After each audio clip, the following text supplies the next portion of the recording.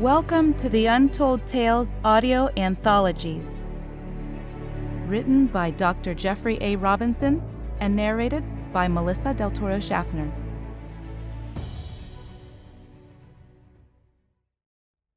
The Traveling Salesman, Part 5. The world had changed a lot in the last 2 years.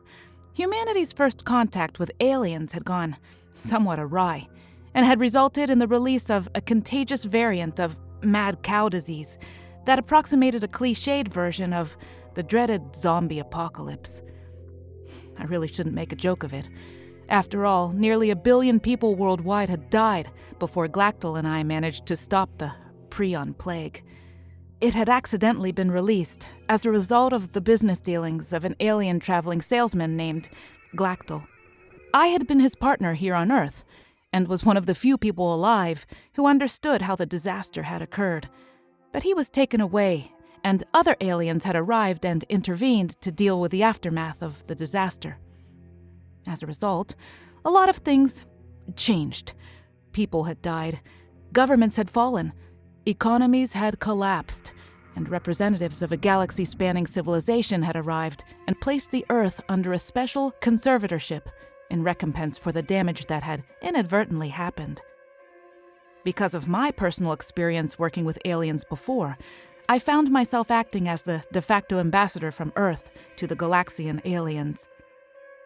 One side effect of the cure from the prion plague was that the DNA of humans who had been immunized had a slightly altered brain chemistry that bestowed mildly telepathic abilities.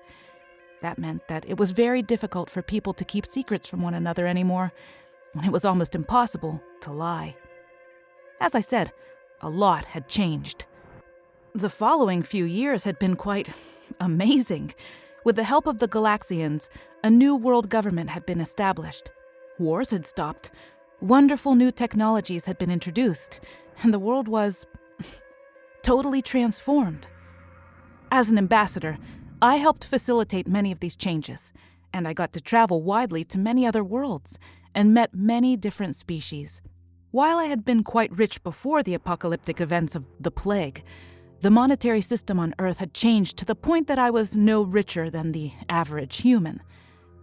As polite as our new mentors tried to be, Earthlings were considered to be a poor, ignorant, and somewhat unclean species that were generally inferior to other intelligent species. Hey, we were the new kids on the block, and we hadn't made a name for ourselves yet. Also, most people back on Earth were so busy rebuilding civilization and adapting to whole new levels of technology that few seemed interested in venturing out into a strange and potentially dangerous new existence out amongst the stars. Nevertheless, I was one of those who wanted to leave the Earth behind and make my fortune out in the unknown.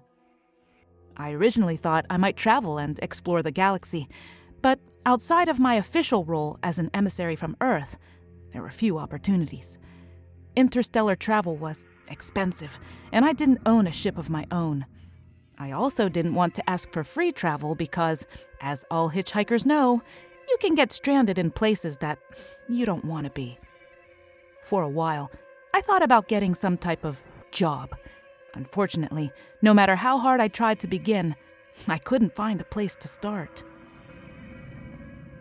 I was, not surprisingly, totally unqualified for any form of work in the galactic civilization that I found myself in. I lacked any substantive knowledge or skills and had no experience making sense of most interactions with other alien species. The few offers of help that I did receive from friendly aliens and associates that I had met were really not much more than kind efforts to mainstream some pitifully handicapped creature. I thought about trying to formally improve my education, but realized that it would take me decades to even acquire the equivalent of an elementary education about most of the worlds I might visit. Still, I refused to give up, though I did grow a little desperate. That's why I decided to find the one alien that I was confident would understand my situation and help me. I went in search of Galactal. It wasn't all that difficult. He had been blamed for the disaster on Earth, but because he had helped mitigate the problem when it had occurred and had accepted full responsibility for everything that had gone wrong, he only received a suspended sentence and was currently on probation. Still, he lost his ship, and therefore his livelihood. He had also been stripped of his salesman's license that had allowed him to trade and barter on worlds not officially registered with the galactic authorities. That is, poor, undeveloped worlds beyond the edges of the civilized galactic community. I found him working as a clerk for a large marketing conglomerate where he labored as an entry-level data processor, responsible for processing complaints, grievances, and accounting irregularities. Without the holographic disguises that he once created using his multiple-purpose unitool, he appeared smaller and diminished from the swaggering, star-faring entrepreneur I had originally met. He was slumped over, and his blue-green reptilian hide had lost its luster and seemed dull and drab. His bad fortune seemed to weigh heavily upon him. He was not very happy with his new life. He was even less pleased when I found him. When he first saw me, he simply said, "Bob Clayton, what a dreadfully unexpected surprise." At first, he refused to speak to me or even look me in the eye. Eventually, however, he faced me and vented angrily, telling me that I was responsible for everything bad that had happened to him. Later, however, he apologized and said that wasn't true, conceding that it was his own fault. Finally, I managed to explain why I had sought him out. I told him how I needed his help to get a start on a new life, out in this new futuristic realm, and after he thought about it, he got a gleam in his eye and told me that he would think about it. 3 days later, he found me in residential quarters that I had acquired upon arriving at the city where he worked. I had been continuing my job search in an attempt to secure some foothold in my new surroundings. Glactal seemed invigorated and radiated the confidence he had always carried. He walked into my apartment with his old familiar swagger and explained. "I have the solution for your conundrum," he announced with all the drama of a carnival barker. "We will once again travel the distant reaches of the galaxy and seek mercantile opportunities at the edge of known space." "But how can we do that? I thought you lost your license. Do you mean you're going to become a salesman anyway?" "Oh, no. The penalties if I were caught are far too severe to even consider. No, the ban placed on me is a lifetime penalty. Therefore, I will not be a salesman anymore. Rather, you will." "Me? But how? I don't belong to your trade guild and don't know anything about it. How would I apply? And, well, I assume there are tests that I would have to pass and fees I would need to pay. I wouldn't even know where to start." "Ah, but you have me, and I can lead you through the entire process. It should be but a minor task to get you licensed, and then we can once more carve out our destiny in the stars." I was briefly taken aback by his renewed confidence and stammered for a minute, trying to find the proper questions to ask him. He held up a hand dismissively and said, "Do not worry. The test to qualify for a salesman license is trivial. There are only 21 rules that you need to memorize and recite orally. You already know most of them. I have mentioned them repeatedly over our past ventures. After that, they will quiz you about the most appropriate course of action in 6 different situations. I can coach you through the most common scenarios, and I am certain that you will pass without any difficulty at all. I have always found you to be an intelligent, resourceful, and innovative partner. You will make an excellent marketeer. Lastly, all you will have to do is pay a small administrative fee and post a sizable bond." "But I don't have any money. How could I afford something like that?" "Oh, that will be no problem. I can provide those funds for you." "But I thought you lost everything." "I did. They took my license and my inventory. The fines I had to pay stripped me of all my savings, and I even lost my ship. Then, how could you afford to help me? Oh, when I was first starting out, my mentor advised me to always maintain my insurance policy and to never miss a payment. Bad things happen, he would say. And he was right. There is always a chance of a meteor strike, an ion storm, or pirates, or other unforeseen difficulties. Anyway, after I lost everything, I finally received the payout on my liability insurance policy. And while I have little else, I still have those funds, which I would be more than willing to loan you, at a reasonable interest rate, of course. It took some time to cover other details with him, but in the end, his plan seemed to be quite workable. I needed to become a registered citizen of the galactic community, which required more tests and more fees. Then I had to study for the licensing exam, but that proved to be just as easy as Glactal had described. Finally, we had to secure a ship. Fortunately, the Traders Guild offered ship rentals to newly licensed sales agents. I signed the appropriate agreements, and Glactal provided funds for the down payment. And we were done.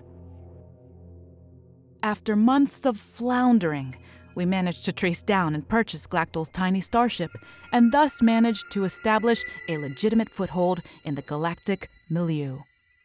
The vessel was quite old and had been sold on auction to pay off for some of the fines that had been assessed to Glactal for the disastrous results of his business ventures back on Earth. All we need now to get started, said Glactal, is to acquire a matter duplicator for merchandising. But those are quite expensive and all of them are licensed. So we will have some work to do to get one. Oh, that's no problem, I interjected. I have one back on Earth. What? Exclaimed Glactal. But how? Well, do you remember how you had 4 matter duplicators that you used on Earth, but I destroyed 3 of them and blackmailed you into finding a cure for the plague by threatening to destroy the last one? Yes, grumbled Glactal. That was not particularly nice of you, but the authorities confiscated that last one when they seized my ship. Ah, that's what everyone was supposed to believe. But you see, I lied. I didn't destroy all 3 of them. I only destroyed 2. I hid the 3rd one, just in case I ever needed it. As a matter of fact, I used it a bit on my own before I left Earth. It's still there, hidden in a safe place. Glactal frowned, and for a moment, I was afraid he was going to lose control in a fit of rage. But then he raised his head and started laughing, in a cackling voice that sounded more like a small dog choking. And that, he shouted, is the very essence that will someday make you a master trader.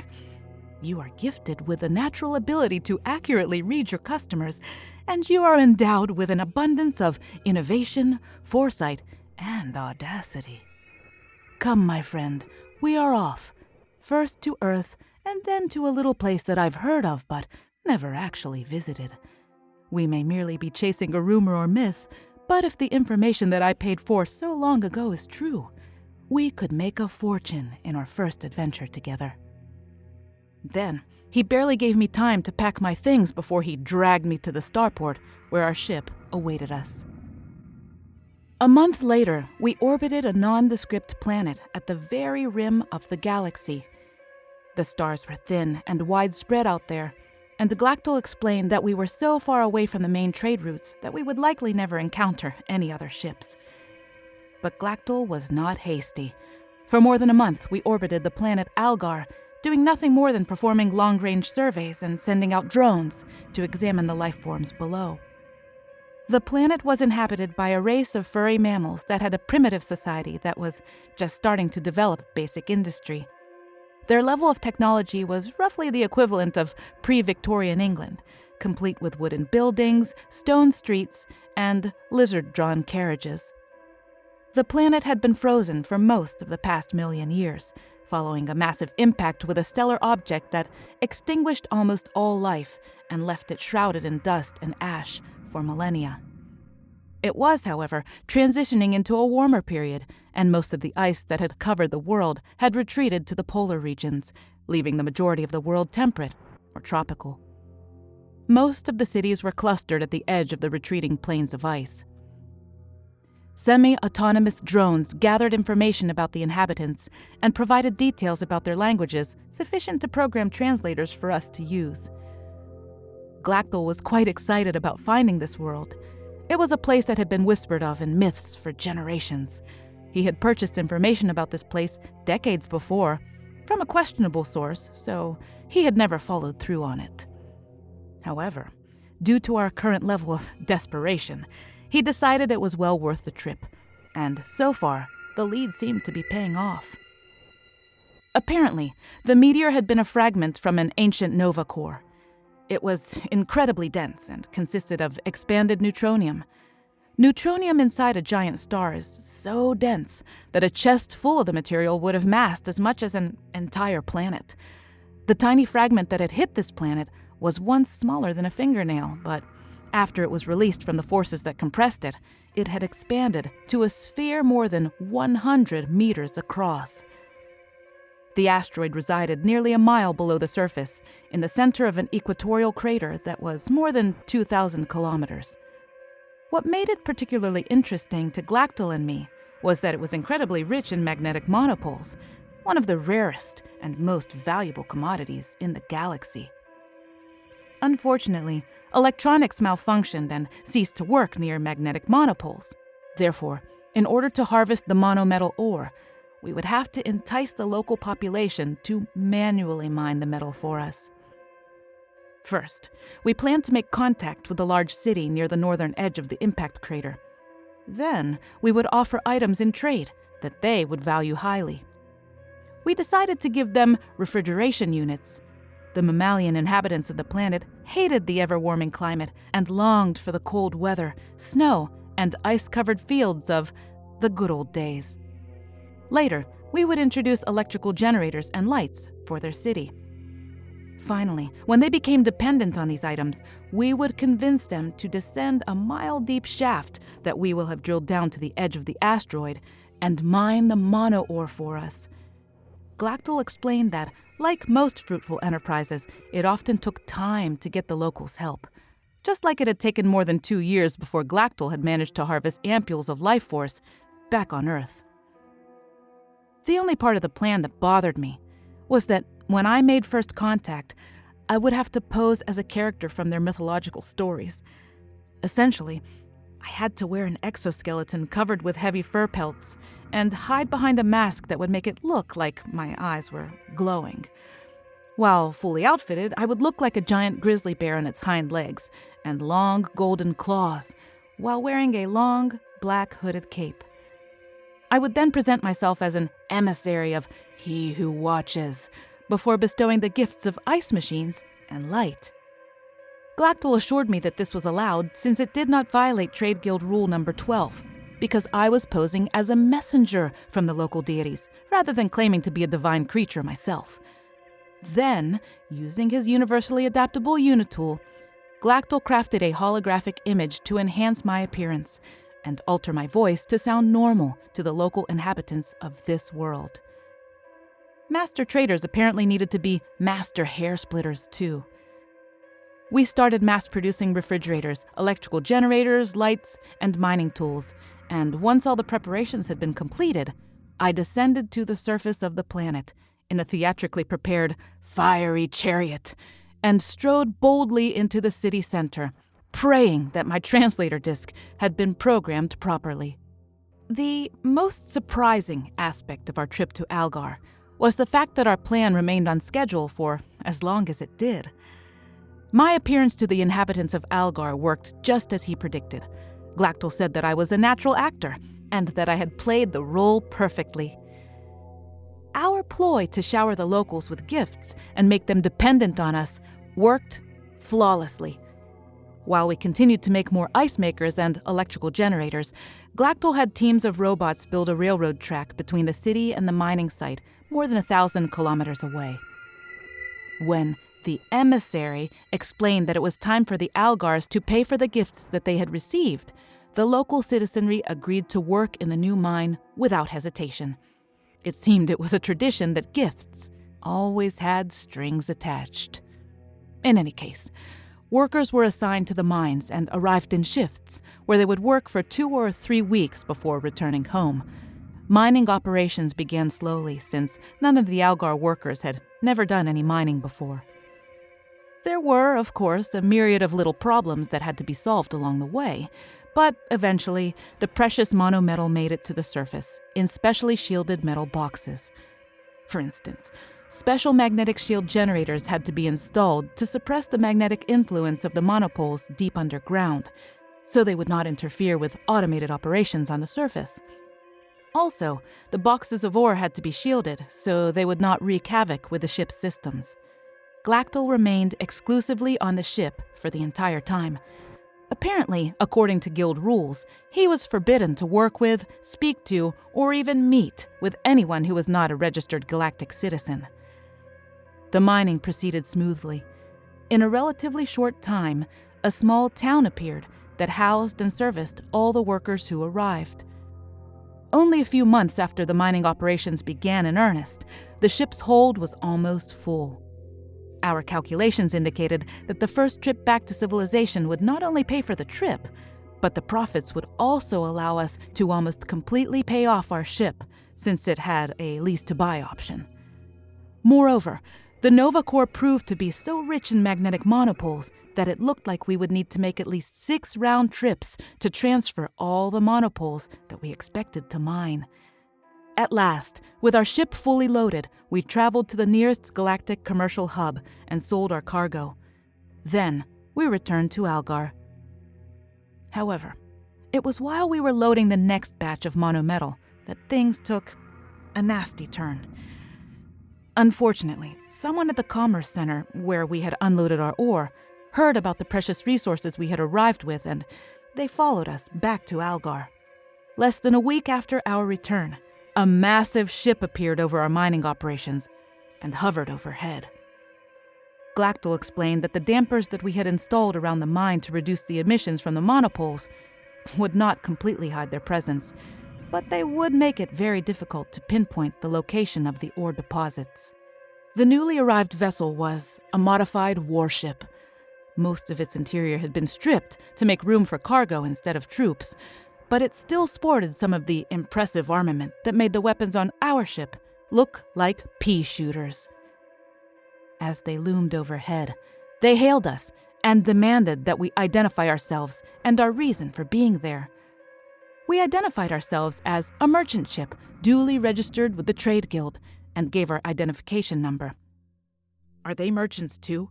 I asked. "Not likely," replied Glactal. "The ship has no markings or identifying. Also, if they were, they would have identified themselves with their guild registration number." "Then what are they?" "There are 2 possibilities. They are either pirates, in which case we can expect to be boarded shortly and taken prisoner, or they are privateers." "What's the difference?" "Well, pirates usually don't mess around. They just take what they want, and the level of destruction that they leave in their wake depends primarily on their mood. Privateers, on the other hand, at least try to give the illusion that they are legitimate, but they are little more than corrupt members of the guild that simply haven't been caught yet. If that is the case, they will make us ridiculous offers for our goods, and, without making overt threats, they will make it clear what the result will be if we refuse their proposals." "So what can we do?" "There is little that we can do except wait. However, I would suggest sending as many Algar miners back home as we can, if only to minimize any potential loss of life, in case violence breaks out. Also, sending the miners away will make it look like we are abandoning this location. Maybe we can convince them that this particular mine has been cleaned out. That way, we might only lose the cargo that we currently have on board." Glactal and I waited and found ourselves relieved when, instead of sending down troops, the ship overhead asked us about our operations on the planet and whether or not we had any more mines in operation. We explained that this mine had been emptied, but that fragments of a nova core indeed existed, scattered across the planet. The intruders mulled this over and left, apparently to conduct their own survey, rather than trust any data we might have provided. Glactal informed me that he had already had the machine intelligence on board prepare falsified survey results that would have left the privateers on a wild goose chase. So, how long will we have until they find there are no more deposits? I asked. Glactal replied, it will take them at least a week to conduct a full survey, but they could return before then. Can we run? I asked. No, they could easily outrun us. I didn't have to ask whether or not we could fight our way clear, because we were seriously outnumbered and outgunned. Do you have any suggestions? I asked hopefully. No, replied Glactal sadly. Do you? Actually, I do, I said. What's that? He asked. Well, it's obvious that we are a small merchant vessel, and they know we are just small-time salesmen. So why don't we do exactly what they expect and sell them something? What? Asked Glactal with exasperation. Our cargo? Well, we could start with that, but I was thinking along the lines of selling what traveling salesmen are best at selling. And what is that? He asked. Smiling, I simply replied, bullshit. And then I started explaining my plan. The Traveling Salesman continues in Part 6, when Bob and Glactal outsmart privateers. Thank you for listening. From all of us here at Untold Tales, we'd like to thank everyone who supported our relaunch in the new year and who have reviewed us with 5-star reviews on Apple iTunes. Here's a great one from Little Star 23. So far, I'm really enjoying these fun and intriguing stories. They are perfect for my drive home and while I cook or do things around the house. Each one is different and full of great imagination. The voiceover work and production quality are also top-notch. I highly recommend. Thank you so much, Little Star 23. We really appreciate your 5-star review.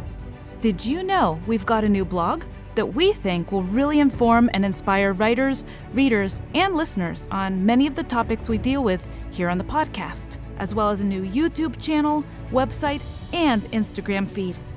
We're also always looking for writers to submit new stories for the podcast, so please find our submissions page on our website. And most importantly, we're always hoping to entertain more people like you. So please share this podcast with your friends and family and anybody who might be a sci-fi buff. We know they'll love it. And if you'd like to support the show for about 1 cup of coffee a month, you can go to the link in the show notes on every episode and find a Support This Podcast link from Anchor.com. It'll give you some options on how you can support all these great authors on this podcast, as well as myself and Jeff. We know you'll love what you hear, and have a great day.